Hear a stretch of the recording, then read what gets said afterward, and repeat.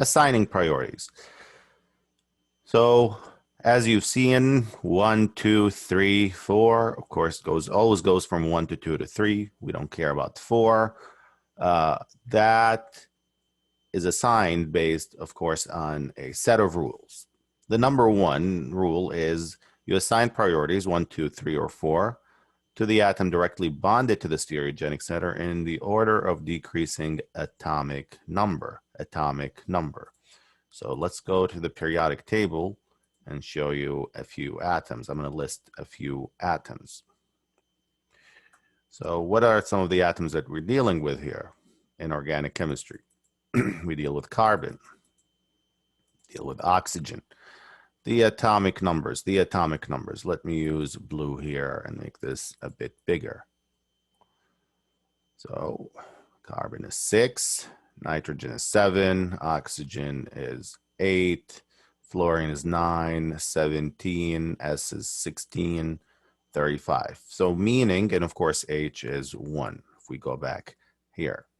Meaning that bromine or iodine, these would have the highest priority. The higher the number, the higher the priority. The lower the number, the lower the priority. So for example, in this case, H would have the lowest priority because it has a 1. And I would have the highest priority because it has a 53 atomic number, 53 protons. So these are the basic rules. You'll see them as you use them multiple times, you'll see that they become, like I said, they become common sense. So you have I is greater than Br, then Cl, then F, then O, then N, then C, and of course then H.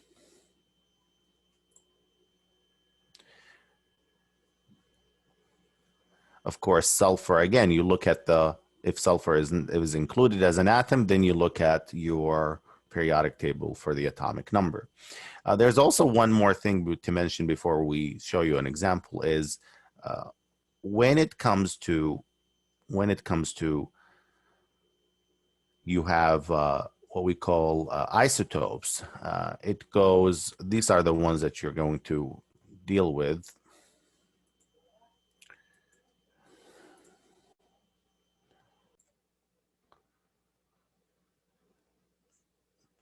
Tritium,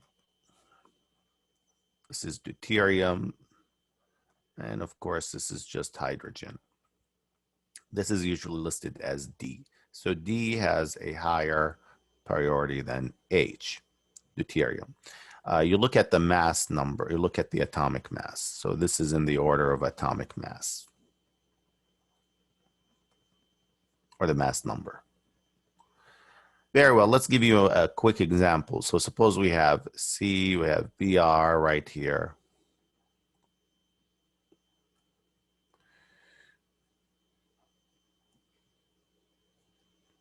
We have a Cl, just a simple example.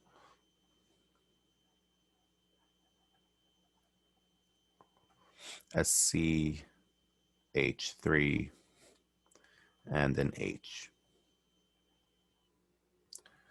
How would we rank this? Well, Br has a higher atomic number than Cl. So that would be 1. Cl would come next because it has a higher atomic number than carbon. This is only 6, this is 17, this is 35. And of course the H would be the lowest, that would be 4. So it goes from 1 to 2 to 3, and what would that be? Clockwise or counterclockwise? That's clockwise. So this is an R configuration. Very well. What if you have 2 atoms on the stereogenic center that are the same? You have to assign the priority based on the atomic number of the atomic event to these atoms. Now, what I mean by this is you need to find the tiebreaker. And this is often a rule that is kind of strange to students, but it does make sense. Again, these are conventions. So what do I mean? Let's say we have a carbon with 2 bromines on it. So of course that would have a higher priority than the one with the chlorine on it. But this chlorine right here has a higher priority than the carbon, even if you have multiple carbons there. So here's how you list them. You list this as Br, Br, and H. Again, imagine these are attached to your chiral carbon, the star right here. Br, Br, and H. Here you would say Cl, HH. That right away is higher than whatever comes on this one. This one is C, C, and C. We'll show you in the examples. This is higher than C, C, H. Once again, you have a tiebreaker. I'm going to mark the tiebreakers for you. The Br, obviously, the Cl, the C, okay? And then in this case, you have the HH, C, so you have CHH. Once again, here's your tiebreaker in this one.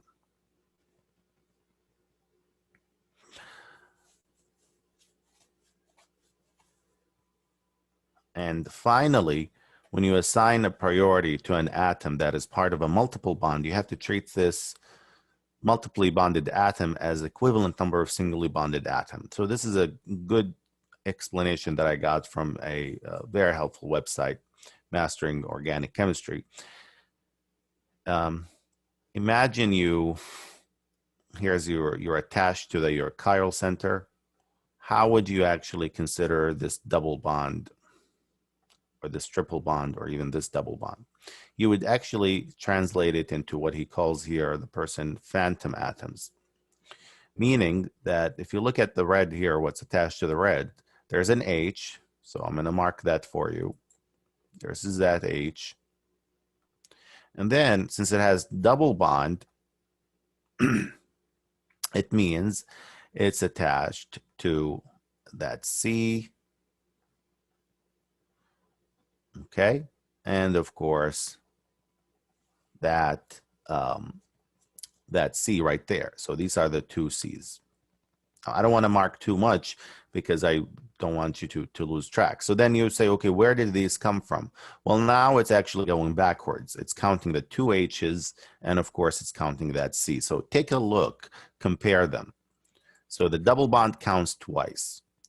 This is not real in nature. This is just a helpful technique. So it becomes CCH. Again, double bond means you count that C twice, and of course, there's an H attached to it. If you have a triple bond, then you count that C 3 times. 1,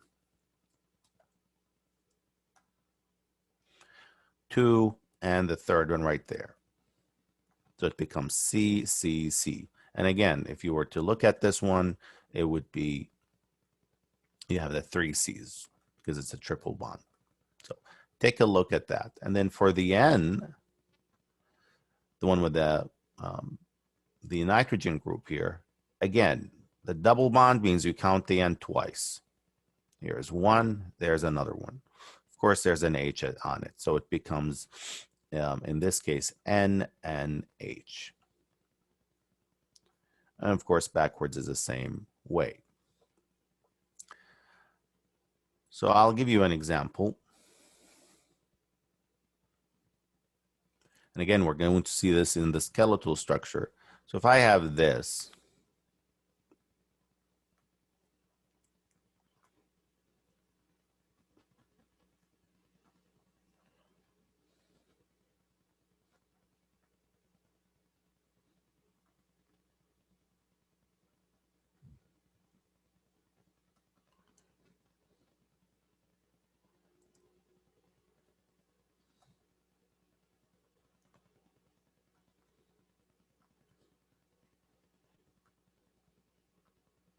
imagine that we have this molecule.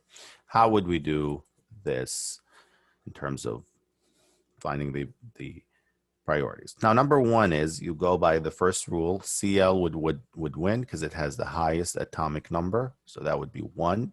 And then there's a tie right here. C and C, there's a tie between them. Then you would ask yourself, what is attached to this one? Okay, so remember the triple bond means this C has a C, and a C. For this one, this means we have a C, another C,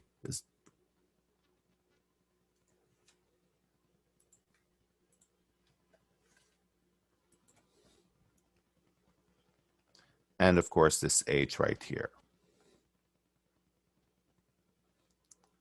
So a C here, I'm going to put them in red so you can see them, and of course this H.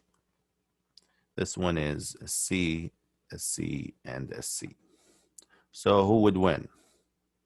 This one right there. And that would be 3, and of course the H is 4. So let's go from 1 to 2 to 3. Counterclockwise or clockwise?